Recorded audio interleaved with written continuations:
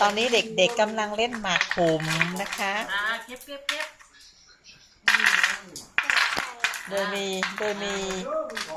ยายสาวเป็นผู้อำนวยการการเล่น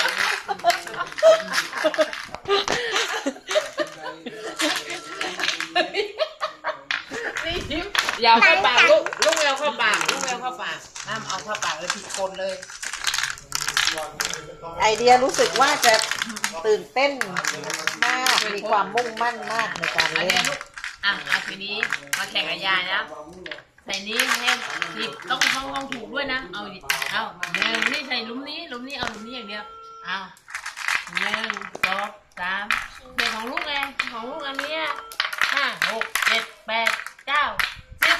10ยายชนะได้ใช่เอาได้ใส่แล้วก็นับด้วย1เอานับถ้าไม่นับแพ้1 2นับเลย1 2 3